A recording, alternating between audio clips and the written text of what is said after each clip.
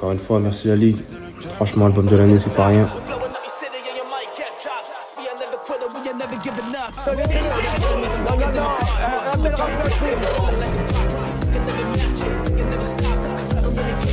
Vous fumez, monsieur?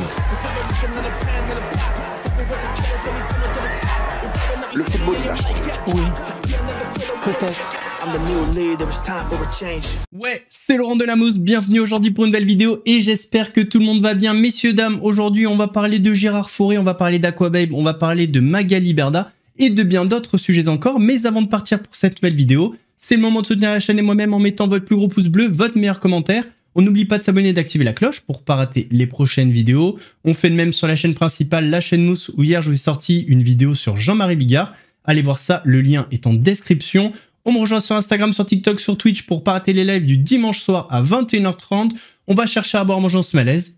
Et moi, je m'occupe du reste. Carnet noir, on va commencer par une mauvaise nouvelle pour la musique française. Werenoi, le rappeur de 31 ans, est décédé aujourd'hui. C'était un rappeur avec une très belle plume, meilleur vendeur d'albums en 2023 et 2024. Il venait de sortir un nouvel album, Diamant Noir, un 4e opus qui s'est placé en tête du classement le mois dernier. Il y a quelques jours, le rappeur avait remporté la flamme de l'album de l'année. D'ailleurs, on avait pu le voir en vidéo. Encore une fois, merci la Ligue. Franchement, album de l'année, c'est pas rien. Je remercie tous ceux qui m'ont écouté, soutenu depuis le début. Je suis dégoûté, j'ai pas pu être là ce soir. C'était une grosse blessure. Mais c'est que partie remise. On se voit bientôt, force aux flammes. C'est carré la Ligue. Honnêtement, Werenoi faisait beaucoup de bien au paysage rap français. Il avait de très beaux textes, une plume aiguisée, et il venait contraster avec ce rap violent, vulgaire. Franchement, j'aimais beaucoup ce rappeur. Autour du décès de Werenoi, il y a un scandale qui a un petit peu pété et à l'origine de ce scandale, c'est Aquababe. Hier, Aquababe avait tweeté « Le rappeur Werenoi est actuellement dans le coma suite à un problème respiratoire. C'est pour cela qu'il n'a pas pu assister à son showcase hier et les prochains seront annulés. » Ensuite, il avait tweeté « Il est toujours en réanimation à l'heure où j'écris ce tweet. » On avait eu des infos ensuite comme quoi Werenoi n'était pas du tout en réanimation, pas du tout dans le coma, qu'il allait très bien. Sur les réseaux sociaux, c'était un petit peu confus parce que Aquababe maintenait sa version, alors que certains médias se sont rapprochés de proches de Werenoi. Ses proches avaient nié le fait que Werenoi soit dans le coma. Mais au final, les informations d'Aquababe étaient vraies puisque ce matin, on a appris le décès du rappeur. Alors, la polémique autour d'Aquababe, elle vient d'où? Eh bien, tout simplement, vous savez qu'il a un canal Instagram, ce canal où il avait dit avoir retrouvé Xavier Dupont de Ligonnès. Sur ce canal, actuellement, il y a 410 000 personnes. Alors, dans un premier temps, il a partagé la story de la femme du producteur de Werenoi.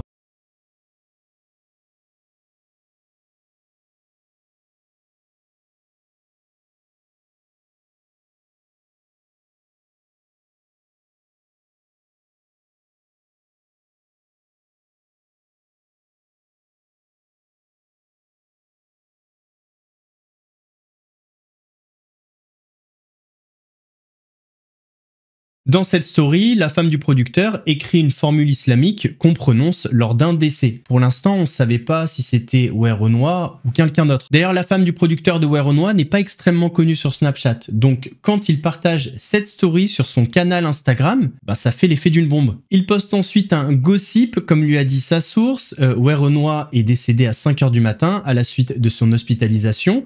Il poste ça sur son canal Instagram où il y a 410 000 personnes.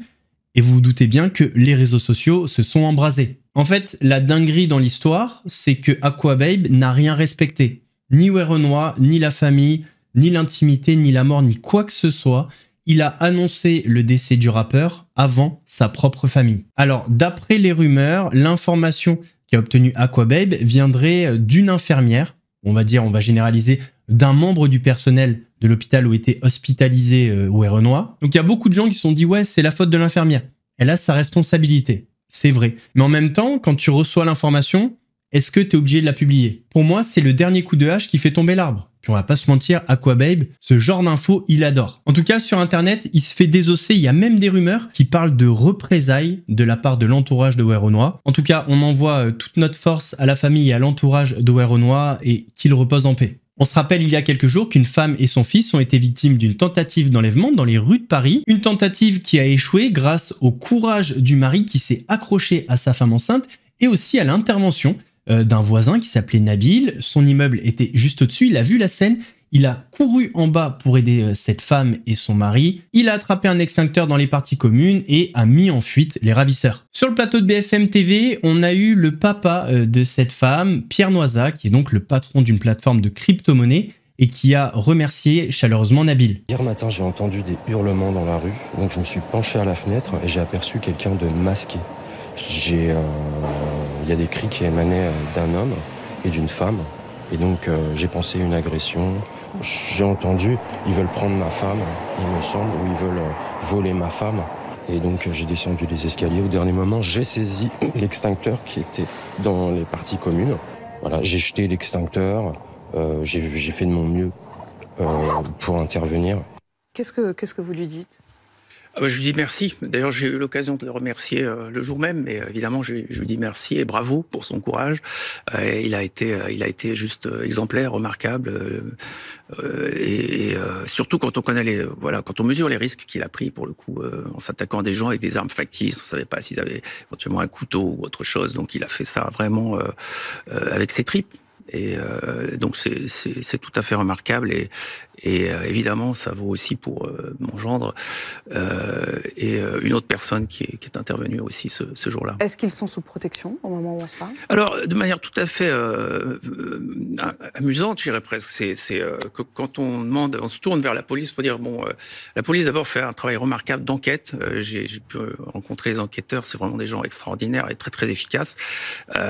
J'ai pas mal d'inquiétudes sur quel juge va traiter le cas de ces individus, parce que je sais qu'il y a 30%, on estime qu'il y a 30% de juges... Qui sont arrêtés, parce qu'à ce stade, en tout cas, de ce qu'on en sait, il n'y a pas eu d'interpellation. Le jour où ils seront dans un juge, j'espère juste que ce ne sera pas un juge qui est au syndicat de la magistrature, puisque leur laxisme nous met tous en danger, et du coup, ils risqueraient de se retrouver en liberté sous bracelet électronique. Si la Légion d'honneur doit servir à quelque chose, c'est dans ces cas-là. Nabil, t'es un roi. Vive polémique dans le milieu du football, en fait, chaque année, il y a une journée de lutte contre l'homophobie.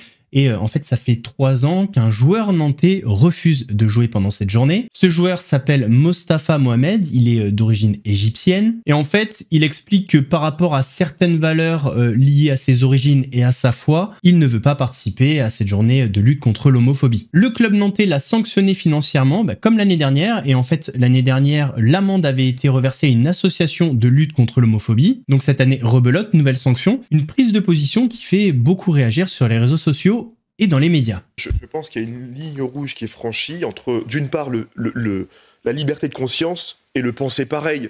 Il y a ici une injonction morale et idéologique obligatoire qui est complètement insupportable.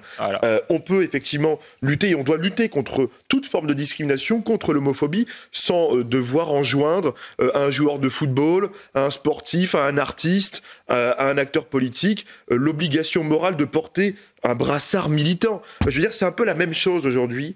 Et moi, je pense à ces millions de Français avec qui j'ai manifesté contre le mariage pour tous. On ne reviendra pas sur la loi contre le mariage pour tous, mais il était insupportable à ce moment-là, parce qu'on partage une certaine vision de la société française, d'être insulté d'homophobe.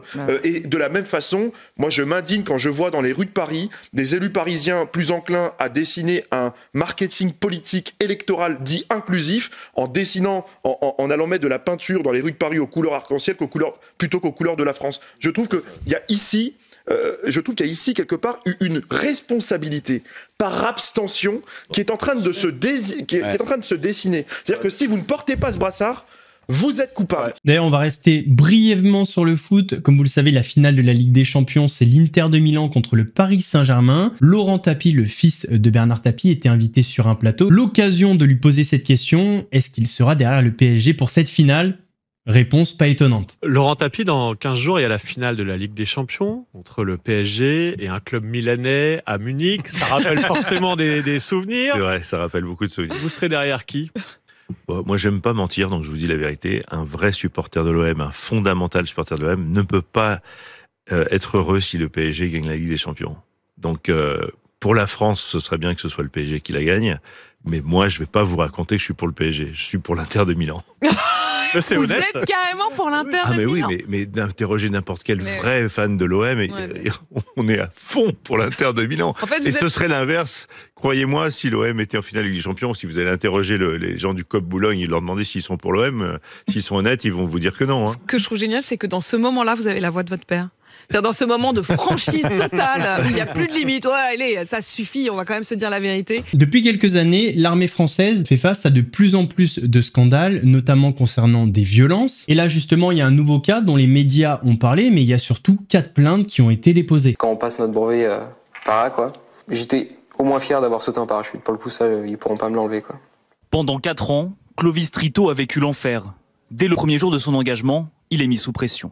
Trito, t'es une merde, t'inquiète pas, je ferai en sorte que tu arrives dernier de la formation. Tout l'encadrement, il voulait me pousser à la désertion, au suicide. Avant son engagement, Clovis obtient une licence de biologie. Lui, qui rêve d'être militaire depuis son plus jeune âge, déchante très vite.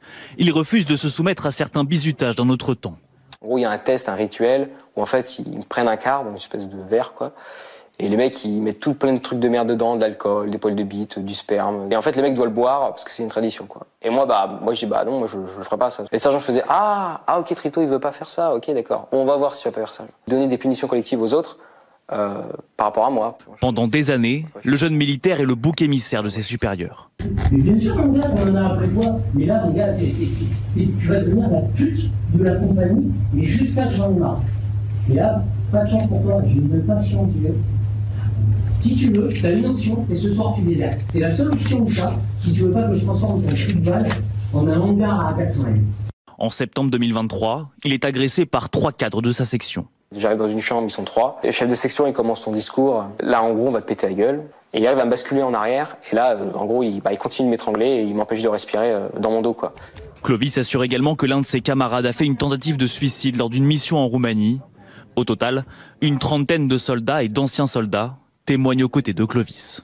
Et le ministère des Armées assure prendre très au sérieux ces accusations et se dit déterminé à faire toute la lumière sur les faits dénoncés. L'armée de terre a d'ailleurs décidé d'initier une enquête de commandement et apportera son concours à la justice pour établir toutes les responsabilités. Il y a quelques jours, on avait parlé de la nouvelle collaboration commerciale de Magali Berda avec la marque Shein. Ça avait beaucoup fait parler. J'avais fait une vidéo et le jour suivant, je dis pas que c'est lié, absolument pas. C'était normal que ça pète de tous les côtés. Mais on avait eu Hugo Clément, justement, qui avait fait une vidéo là-dessus. Vous vous souvenez de Magali Berda, la reine des influenceurs? Eh ben, figurez-vous qu'elle s'est reconvertie dans le journalisme. Bonjour à tous. Comme vous l'avez vu, je suis partie à la rencontre des Français cette semaine. Eh ouais, elle est devenue reporter de terrain. Bon, bah c'est cool ça. C'est quoi le sujet? J'ai discuté avec eux, je voulais les entendre sur leurs opinions concernant le projet de loi visant à réduire l'impact écologique du milieu du textile. Trop bien.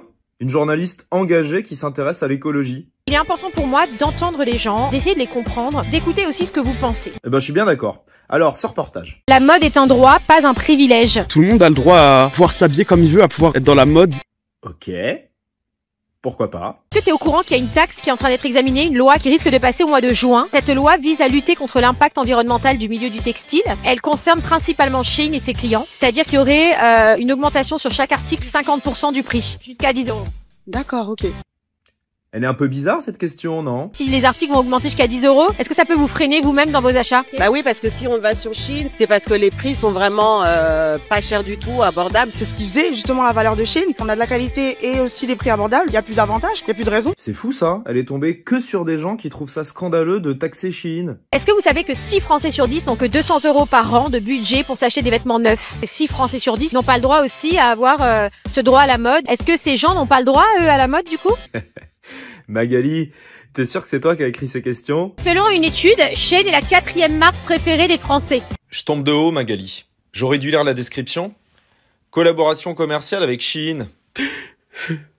Et moi qui pensais que t'étais devenu journaliste écolo.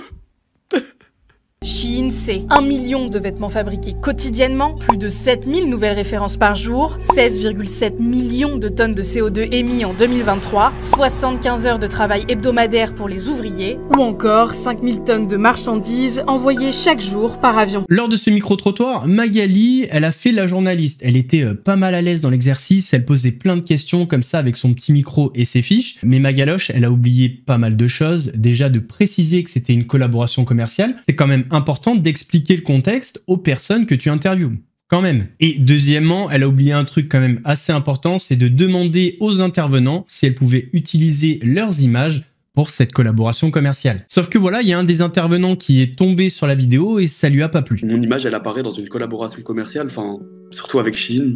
c'est pas quelque chose que j'aurais voulu de base. Vous vous souvenez des vidéos promo de Magali Berda pour Shein? Est-ce que vous savez que 6 Français sur 10 n'ont que 200 € par an de budget pour s'acheter des vêtements neufs? Est-ce que ces gens n'ont pas le droit, eux, à la mode, du coup? Eh bien, on a retrouvé l'une des personnes interrogées par la papesse des influenceurs. Il s'appelle Anis et il n'était même pas au courant qu'il participait à une vidéo promotionnelle à la gloire de la marque d'ultra fast fashion. C'était si je me trompe pas, le 2 mai. J'étais en train de marcher vers le centre Pompidou. Et il y a l'équipe de Magali Berda qui vient nous interpeller pour un micro-trottoir avec du coup Magali Berda. Et aucune explication, ils nous demandent juste si on est majeur. Et ils nous disent que c'est à propos de Shein, mais à aucun moment du coup ils nous disent que c'est pour une collaboration commerciale. Comme dans la vidéo, ils nous ont juste montré l'affiche et ensuite ils nous ont demandé on en pensait quoi. Ça évoque le fait que tout le monde a le droit à pouvoir s'habiller comme il veut, à pouvoir être dans la mode et pas seulement les personnes qui sont privilégiées, qui ont beaucoup d'argent. J'étais un peu quand même déçu quand j'ai vu que c'était une collaboration commerciale parce que du coup j'apparais dans une collaboration commerciale pour Shein alors que j'ai rien demandé. Si l'équipe t'avait présenté les choses en te disant que c'était une vidéo commerciale, t'aurais accepté de répondre? Non, je pense que je l'aurais quand même pas fait si j'avais su du coup c'était une collaboration commerciale. Et en plus de ne pas avoir été clairement briefé sur l'objectif de la vidéo, Anis a aussi été étonné de voir que ses réponses ont été soigneusement sélectionnées. En fait, on m'a envoyé la vidéo et au début ça m'a semblé bizarre quand même parce que du coup il y avait pas tout ce que je dis, ça c'était normal en soi qu'il y avait pas tout ce que je dis, mais elle a coupé une grande partie, par exemple, quand j'allais à l'encontre de Shein. Le moment où elle me pose la question sur la taxe qu'ils veulent mettre, je dis que je suis assez d'accord quand même. Pas forcément dans le sens où du coup il y a des gens qui n'ont pas trop les moyens, mais ça reste une bonne initiative. Et ça, elle l'a coupé par exemple. Et toi justement, qu'est-ce que t'en penses finalement de Shein? Je vais pas mentir, j'ai déjà commandé dessus 1 ou 2 fois, mais je suis pas trop d'accord déjà avec leur éthique de travail, avec leur éthique environnementale. C'est clairement ce qu'on lui a dit du coup, pendant l'interview, mais elle l'a pas mis. Alors Magali, si tu tombes sur cette vidéo, tu vas sûrement te dire que je suis amoureux de toi.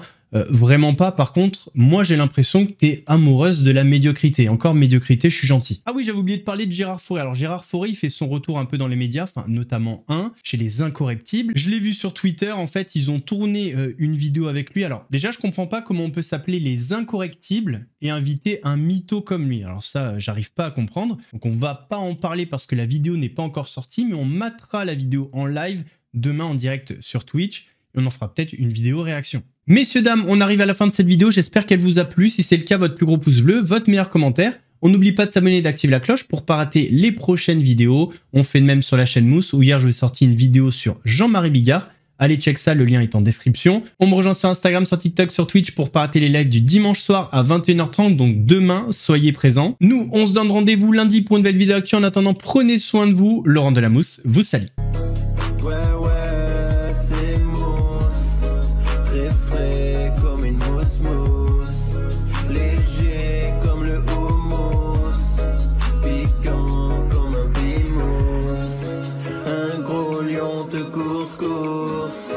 Tu cries, t'as la fausse fausse. J'arrive à la rescousse. Regarde, ouais, c'est moi.